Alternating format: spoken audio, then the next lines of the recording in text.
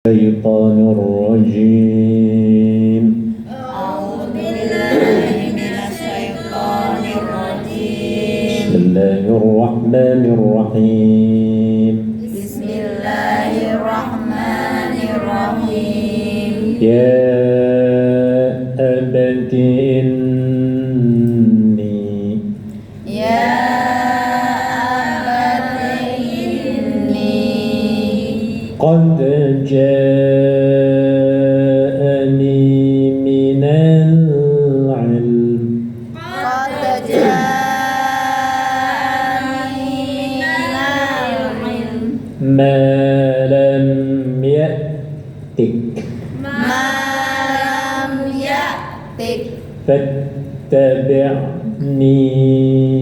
أهدك صراطا سويا فاتبعني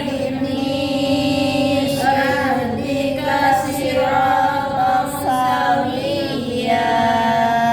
يا أبت لا تعبد الشيطان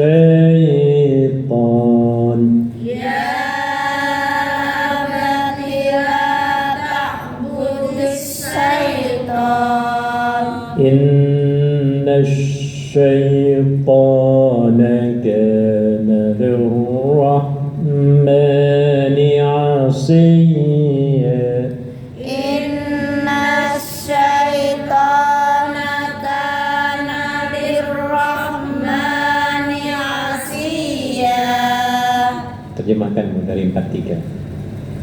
Wahai ayahku, sungguh telah sampai kepadaku sebagian ilmu yang tidak diberikan kepadamu. Maka ikutilah aku, niscaya aku akan menunjukkan kepadamu jalan yang lurus. Terus lagi. Yang keempat, Ya. wahai ayahku, janganlah engkau menyembah setan. Sungguh setan itu durhaka kepada Tuhan yang Maha Pengasih.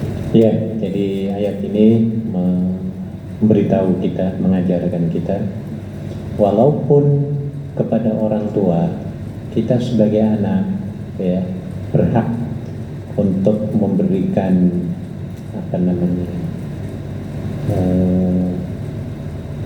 teguran ataupun ya kalau nasihat mungkin terlaluan menegur ya, Bu, ya. Nah, jadi kalau orang tua kita salah, hak kita sebagai anak untuk meluruskan, ya, termasuk yang dilakukan oleh Nabi Ibrahim, ya. Pada pelajaran yang lalu kita sudah bahas bahwa ayahnya Nabi Ibrahim profesinya adalah sebagai tukang pahat patung sembahan, ya.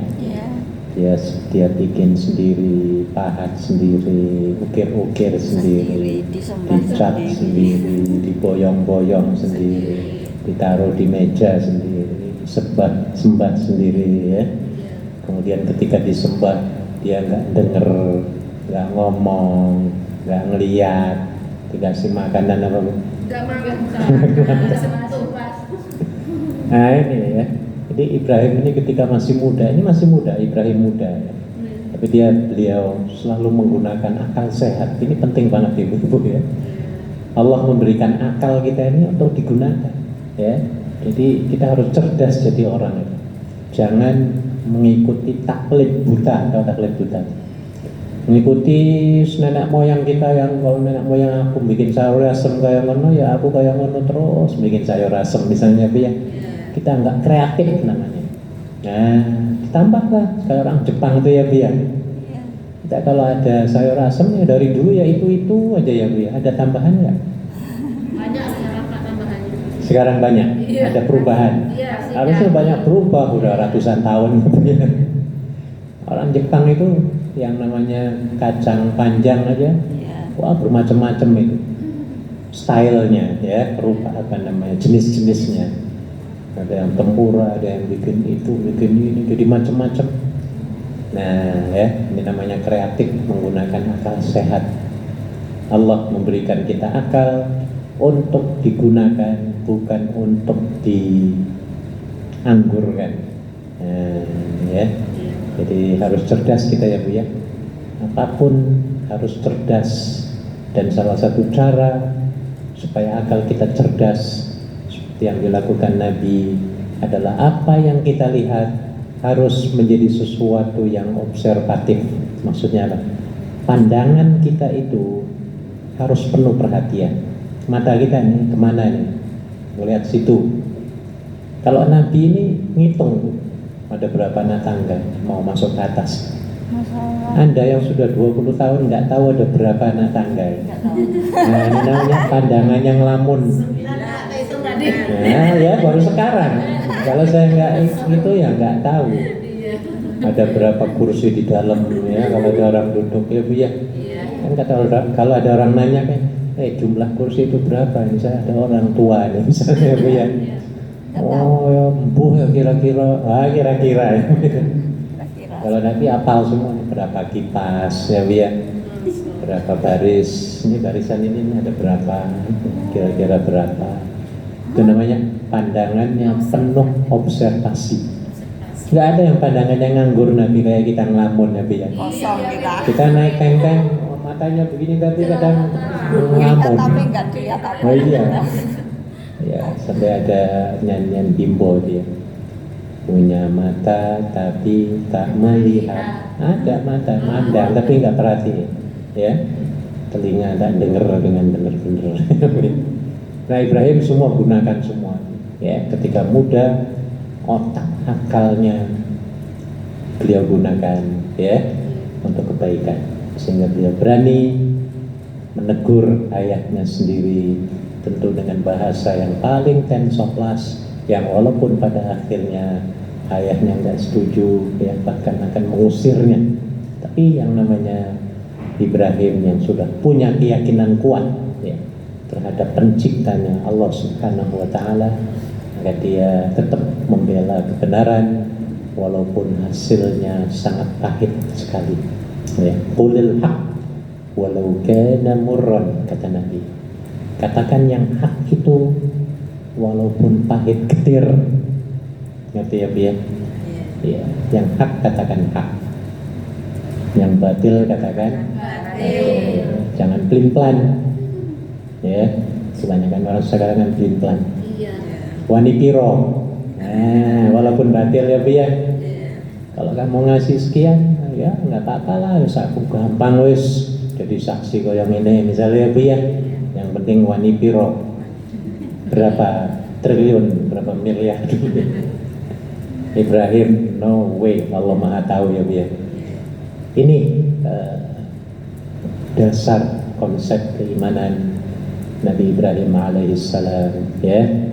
Ketika beliau menegur ayahnya ya, wahai ayahku, ya abadi. Abadi ini bahasa yang paling sopan kalau bahasa kita, wahai ayahandaku. Jadi mau menegur juga harus pakai bahasa paling tensoplas yang sering saya sampaikan ya Bu ya. Sama dengan teman kita juga, kalau kita mau negur teman, panggil yang paling bagus apa? Yang sayang. Saya kalau ke warung itu, warung Rita nih Bu, yang tukangnya itu, tukang jaganya, tukang dagang, manggilnya kok sayang semua. Mbak dipanggil sayang, untuk nggak manggil saya sayang. Mbak dipanggil sayang. Iya, biasanya toko Indo kan begitu. Berapa yang, ini mau beli apa yang? Wah pinter ini belajar dari Nabi Ibrahim. Nah, ini harusnya seperti itu untuk menarik ya Bu ya. Menarik, menawan, menghormati, menyayangi. Ya. Nah, jadi bahasanya luar biasa. Ya berarti telah datang kepadaku satu sebagian dari ilmu yang tidak pernah engkau dapatkan, maka ikuti aku karena aku ini membawa kebenaran dari Allah ya. Kemudian yang kedua, wahai ayahandaku, jangan menyembah setan. Karena setan itu apa? Durhaka terhadap Allah. Setan itu pinter, tapi kepinterannya itu untuk mendurhakai Allah. Kepinterannya untuk membangkang. Setan itu hafal Quran nggak? Hafal. Oh, hadis semua hafal, fikih semua hafal, semua bahasa Arab paling pacar. Kalah profesor-profesor. Iya. Soalnya pernah dengar orang kesurupan malah itu setannya tuh malah Iya, menyerupai iya. Pinter. Setan itu super, Iya.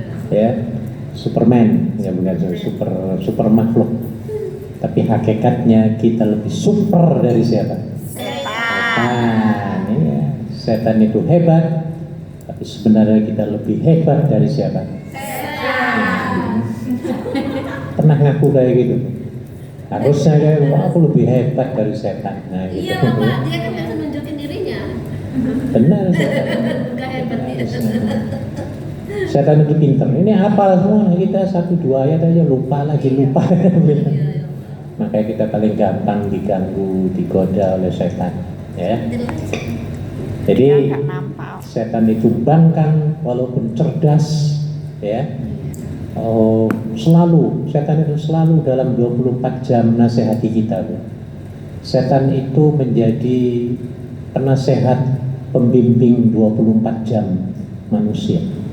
Tanpa dibayar, tanpa diundang, tanpa dikasih apa-apa, ya. Langsung datang secara sukarela, ya, dan tidak memerlukan apa-apa. Bahkan sampai bahasanya juga ngerti ya Bu ya. Ibu-ibu kalau dibisiki setan pakai bahasa apa? Sendiri. Apakah pakai bahasa kantonis atau bahasa Inggris itu? Enggak ya Bu ya. Itu termasuk cerdas setan gitu ya Bu ya.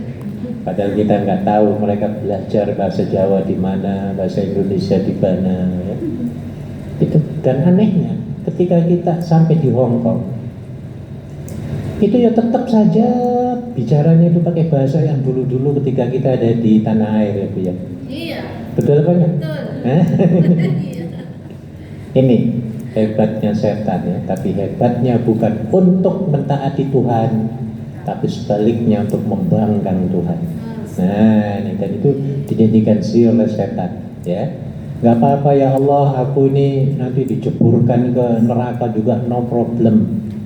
Yang penting, ya, mereka minta kepada Tuhan, ya, berikan kesempatan kepada kami ya Allah, kepadaku, ya, untuk menggoda anak cucu Adam, ya, supaya mereka terpelenceng, ya, dari jalanmu yang benar. Ini MOU syaitan dengan Allah Subhanahu wa taala, ya, ketika membangkang, tidak mau menuruti perintah Allah, ya, untuk bersujud kepada Adam alaihissalam, ya. Jadi hakikatnya pinter semua. Bahkan ada sahabat Nabi yang namanya Abu Hurairah diajari oleh setan. Abu Hurairah, kalau kamu tidurnya nggak mau kami datangi, bacalah ayat kursi. Nah, pernah diajari, pernah diajari, ya. Iya Pak, saya ada pengalaman waktu di Jakarta, tetangga saya itu kesurupan. Dia ngajarin kita kalau kamu mau saya pergi baca ayat kursi gitu katanya malah. Ngajari, tapi apakah kita mau? Nah, kadang-kadang gitu ya.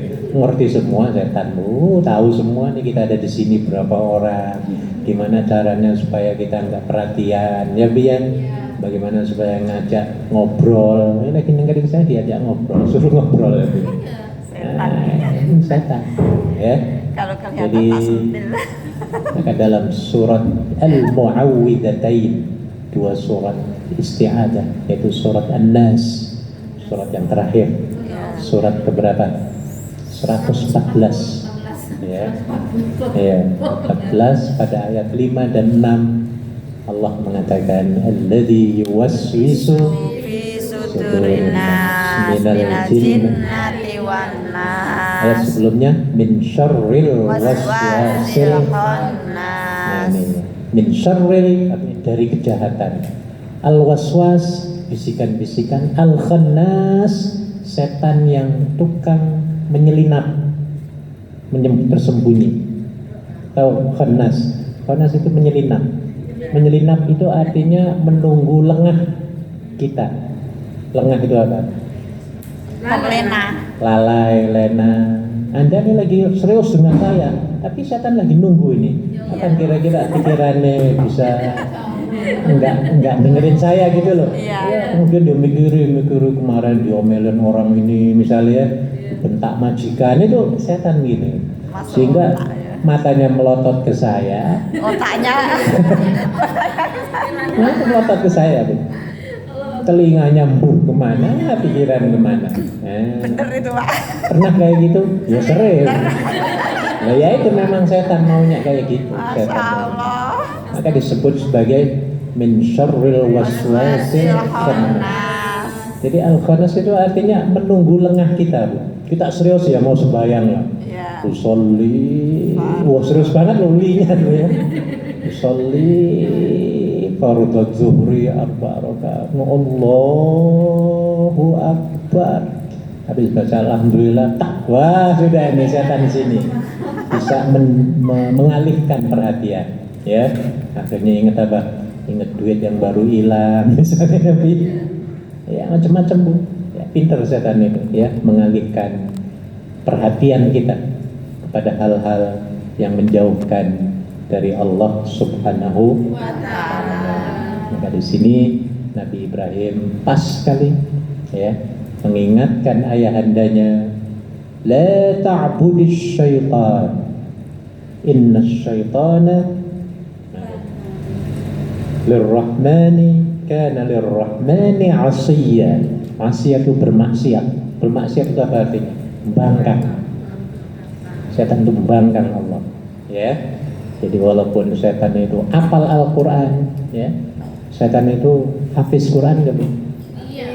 Hadis itu semuanya hafal semua. Sahih Bukhari, Sahih Muslim hafal semua, ilmu fikih hafal semuanya, hafal semua, Bu. Ya.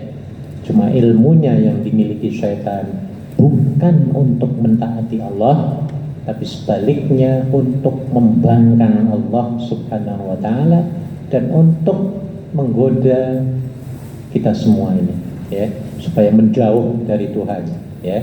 Kalau orang sudah menjauh dari Tuhan, ya, apa yang terjadi? Dalam surah Al-Ankabut, surah An-Nahl yang disebutkan, "Faman a'rada 'an dzikri fa inna lahu ma'isyatan dhanka." Siapapun yang berpaling dari mengingatku, kata Allah, maka kehidupannya akan sengsara dan tidak mendapatkan kebahagiaan, ya. Orang yang jauh maka hidupnya puyeng terus, hidup jauh dari Allah, ya, Bu, ya. Ya, sedikit-sedikit dimarahi orang, marah-marah. Nah, ini namanya hatinya akan menjadi gundah. Kalau sudah gundah, bisa makan apa enggak, Bu? Tidak. Bisa tidur apa enggak? Tidak. Bisa mandi apa enggak? Bisa. Nah, tapi mandinya enggak basah. Serulup. Bisa masak tapi enggak enak karena pikirannya enggak karuan, ya, Bu, ya. Disuruh bikin kopi bukan naruhnya gula tapi naruh apa? Nah, coba, Bu, kalau Anda naruhnya garam, apa yang terjadi setelah itu? Problem. Anda disuruh majikan bikin kopi yang enak, ya, yang lain Starbucks, gitu, ya. Tiba-tiba karena pikirannya kacau, ya, akhirnya dia salah kaprah. Yang harusnya dia naruh gula, dia taruh apa? Setelah diseruput, apa yang terjadi oleh majikan? Nah, maunya setan tuh kayak gini. Setan tuh mau kita jadi sedih, lesu, lelah, sengsara, semrawut, mumet, apa lagi, Bu? Oh, puyeng, ya. Kalau sudah mumet, puyeng, wah, dia akan bisiki lagi. Apalagi yang dimumeti itu misalnya apa? Minta maaf ya, masalah utang misalnya, ya. Kamu daripada ditagih terus, ya, misalnya lebih baik kamu naik ke tingkat 200 lantai. Setelah itu apa? Terjun, sudah, orang nggak ada yang nagih-nagih lagi, kamu selesai urusanmu. Dia nggak ingat kalau ketika dia terjun, ketika nyawanya dicabut, lebih stres daripada dia hidup di dunia ini. Dia nggak ingat itu, ya. Nah, apalagi nanti di alam kubur, tambah stres apa enggak? Tambah, apalagi di neraka nanti, ya, Bu, ya. Nauzubillah. Kayak gitu. Inilah sebenarnya bisikan-bisikan setan, ya, yang disebut sebagai min syarril waswasil khannas. Makanya Ibu harus selalu ingat Tuhan terus ya Bu ya, supaya tidak diserempet, tidak diganggu oleh al-khannas, setan yang selalu menunggu, mengintai kelengahan kita. Nah, ini al-khannas. Kalau kita lengah saja, di situ setan masuk. Ini bahayanya ya. Kalau sudah masuk, wah kita repot. Pernah nggak Anda sembahyang yang seharusnya baca Fatihah, baca tahiyat atau sebaliknya? Baca tahiyat, baca Fatihah. Yang biasanya tuh lupa berapa rakaat gitu. Berapa rakaat? Iya, karena setan menyelinap di situ. Iya, kita udah khusyuk nih ya. Tiba-tiba kita ingat siapalah gitu. Nah, di situ setan masuk. Iya. Akhirnya dia mengganggu, wiswas, memberikan keraguan ya Bu ya. Iya. Ini rakaat kelima apa empat apa tiga? Iya. 3 apa 4 yang sering ya. Nah, ya nggak ada 5 rakaat salat fardu. Jadi ini setan ini, ya. Sama seperti kita berwudu, ini sering saya jumpai dulu ya Bu ya. Tapi di sini saya nggak pernah lihat orang berwudu. Saya dulu pernah punya teman satu kamar waktu kuliah dari Malaysia Bu. Kalau berwudu itu lama sekali, nggak yakin itu Bu. Nawaitul wudu ini lagi, sampai ada 15 menit, 20 menit untuk ini nih. Kayaknya itu nggak kena air gitu ya Bu. Iya, dan itulah setan sebenarnya. Ya, dia masih ragu-ragu terus dibisiki setan. Padahal wudu cuma satu menit selesai ya Bu ya sebenarnya. Dan nggak boleh kita itu mentafsirkan air, memubazirkan air. Wah itu berapa liter itu? Kalau 20 menit airnya nyerocos terus ya Bu ya. Mentang-mentang nggak bayar air gratis. Nah ini ya, disitulah setan mengganggu ketika kita berwudu. Ya, sama sholat juga demikian. Ya, ketika dia berniat, ya, solinya juga lama, kadang diulang 2-4 kali ya teman saya ini. Wah mengganggu. Ya, sudah begitu suaranya mengganggu yang lain. Nah ya Bu ya.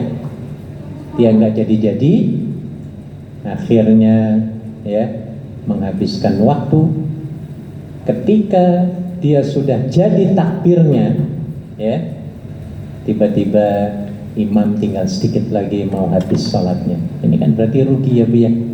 Dan itulah cara-cara syaitan ya mengganggu kita ya, sesuai dengan apa yang dijelaskan oleh Allah sendiri, min syarril waswasil khannas alladzi yuwaswisu Fi sudurinas minal. jinnati wan nas. Jadi itulah taktik syaitan mengganggu kita dengan cara mewiswas, yuwaswis, membisik-bisik, memberikan keraguan kepada kita ya di dalam hati pikiran kita, supaya kita diverted,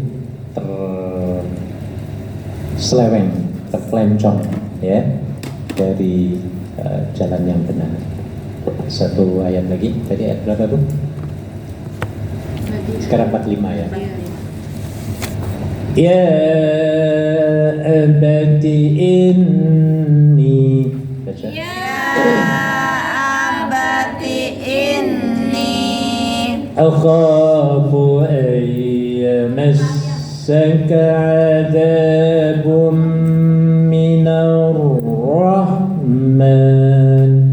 akhafu ayyamassaka adzabum minar rahman fatakuna lisyaitani waliya.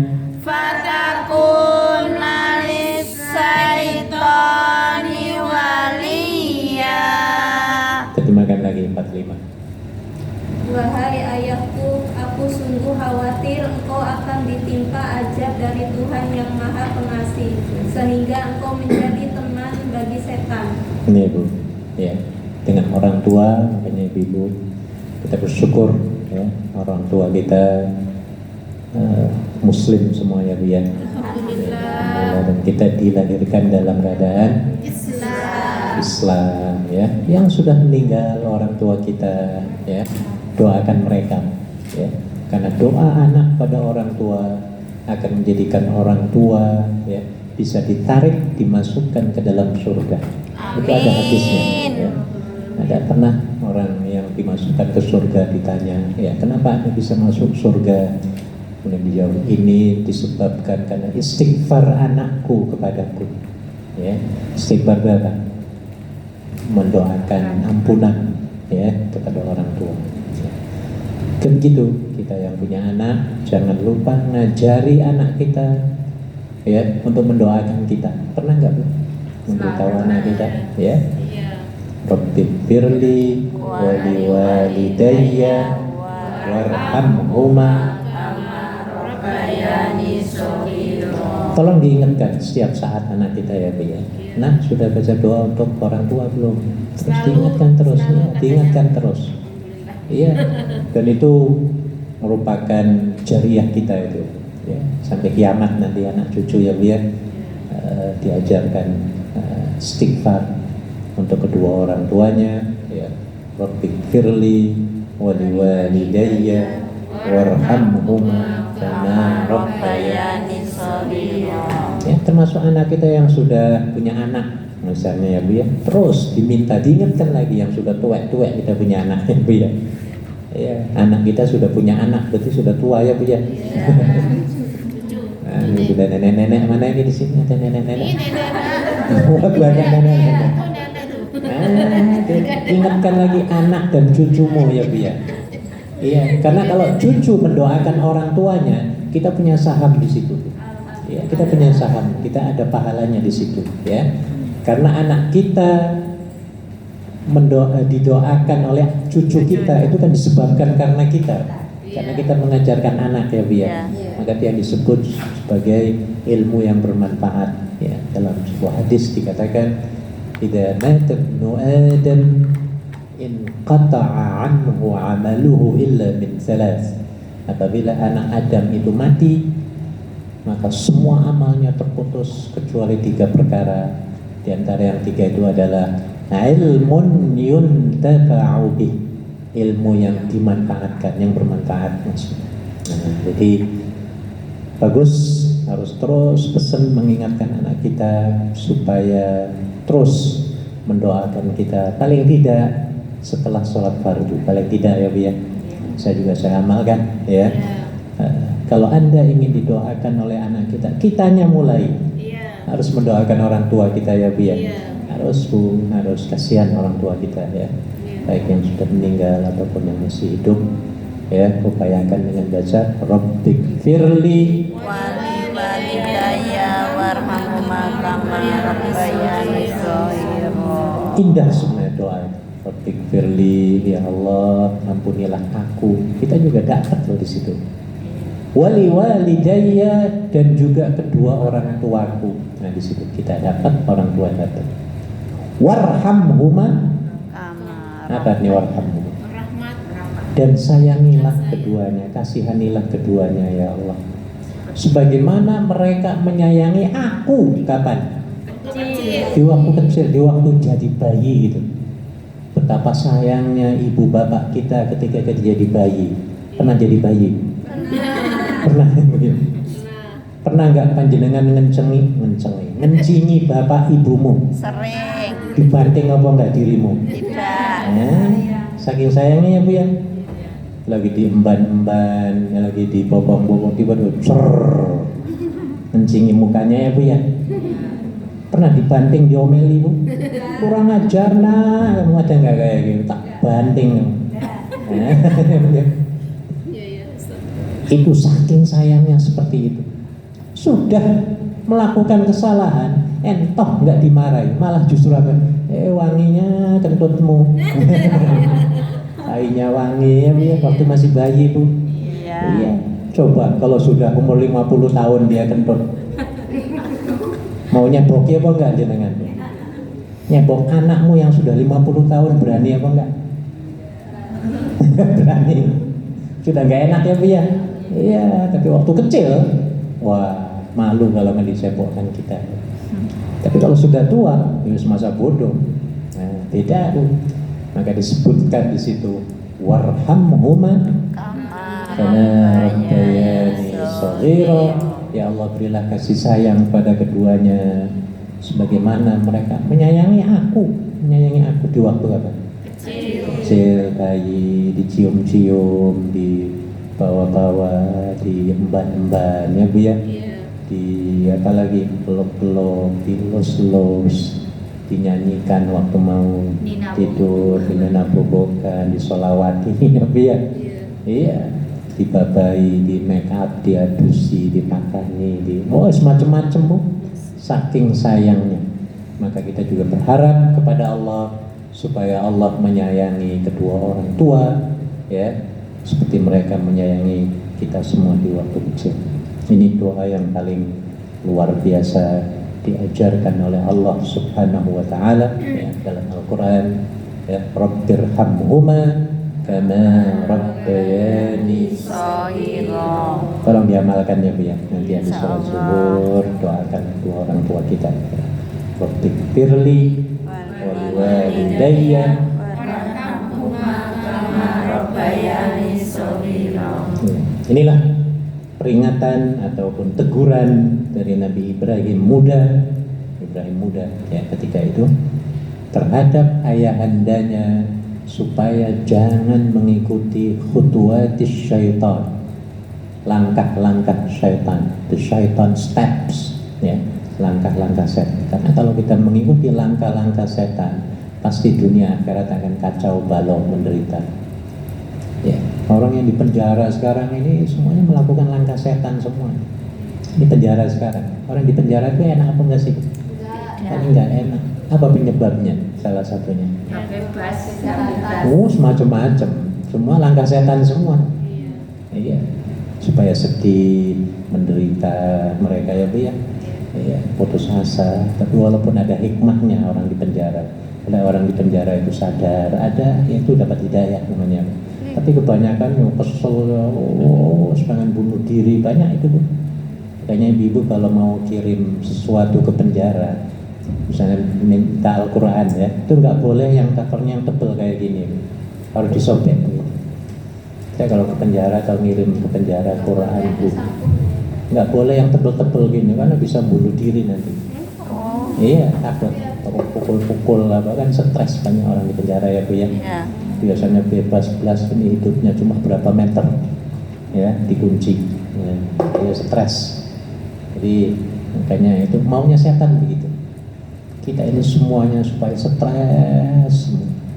Karena kalau sudah stres, orang itu gampang ya. Orang kalau sudah miskin, itu apa yang terjadi? Miskin, perut lapar. Ayo apa kira-kira yang akan dilakukan? Wah iya, bisa mencuri, ngerampok, ini masalah perut soalnya. Makanya kita umat Islam wajib kerja, itu wajib, nyari duit itu wajib. Kalau bisa kita itu harus kaya, jangan sekedar ingin kaya, tapi harus kaya. Karena kalau miskin, ya Allah kita akan dinyak-nyak terus Bu. Dan kata Nabi, kadal faqru an yakuna kufran. Kefakiran itu, kemiskinan itu akan mendekatkan kepada kekafiran. Coba orang yang miskin, perut sudah lapar, nggak punya apa-apa, ditawari mie, mau nggak? Berebut apa enggak? Berebut. Nah, berebut. Tapi kalau orang yang menawarinya ini bukan orang Muslim, katakan agama lain, kami dari agama ini ya, kami akan berikan ini 50 kotak atau 2 kotak, 2 karton mie ya pada kamu, tapi kamu ikut kami semua. Saya kira tuh kalau orang imannya nggak kuat langsung itu, yang penting perutnya apa Bu? Kenyang. Nah, ya maka jangan miskin ya Bu ya. Nah, baik harta, ilmu, adab, ya, pengetahuan, pengalaman, kita harus kaya, harus diperkaya ya dengan ilmu ya dan harta.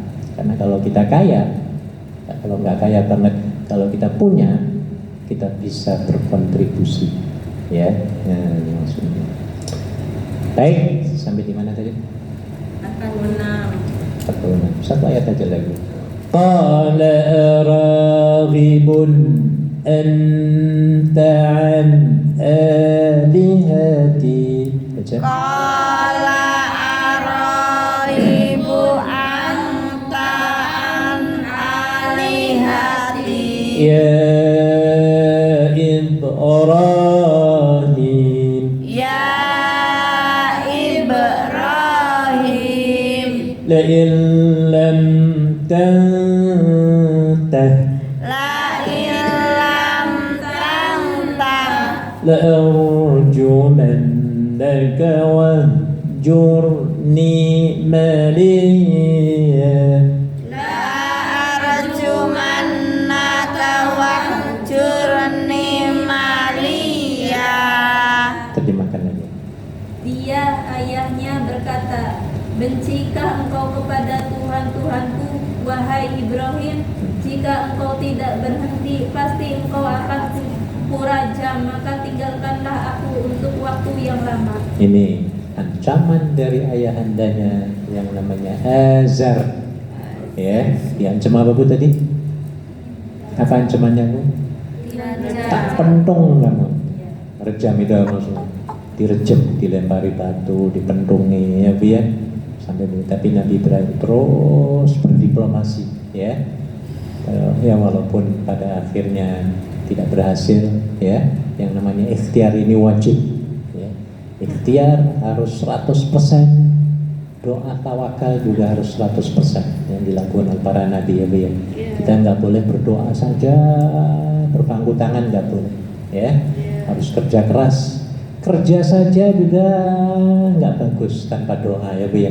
Ya, karena orang yang menyandarkan hidupnya pada ikhtiar tanpa tawakal dan doa pasti akan dijamin berpotensi stres.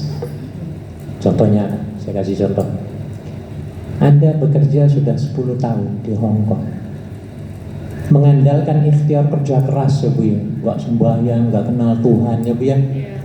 Dulu sebelum waktu kesini atau waktu di sini dia pengennya apa? Pengen bangun villa ya, kalau bisa 10 tahun dapat 5 villa misalnya ya Bu ya. Tiba-tiba sampai 10 tahun belas nggak bisa nabung. Ayo stres apa enggak Bu? Stres ya. Tapi kalau orang yang kerja keras, tetap kerja keras, tetapi juga ada plusnya ya. Dia selalu berdoa dan bersandar kepada Tuhan, bertawakal ya.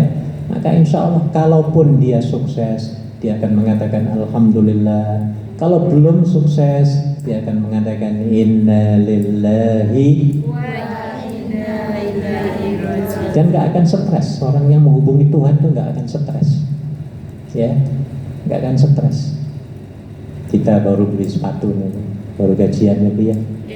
Harganya $999. Misalnya ya, di Sogo itu loh dekat tuh. Keluar dari sembahyang, hilang. Ayo Bu, marah-marah apa alhamdulillah? Alhamdulillah. Nah ini beda Bu. Beda. Orang yang tawakalnya 100% dengan orang yang nggak tawakal 100% itu akan beda. Orang yang tidak tawakal kepada Allah, yang menganggapnya itu rugi besar apa semua ini milik aku sudah capek nyarinya ya untuk beli ini tapi baru pakai sekali hilang ya. Ayam malamnya bisa tidur nggak? Mungkin dituduh semua termasuk saya. Jangan-jangan semuanya sudah komplotan. Akhirnya nggak bisa tidur ya Bu ya.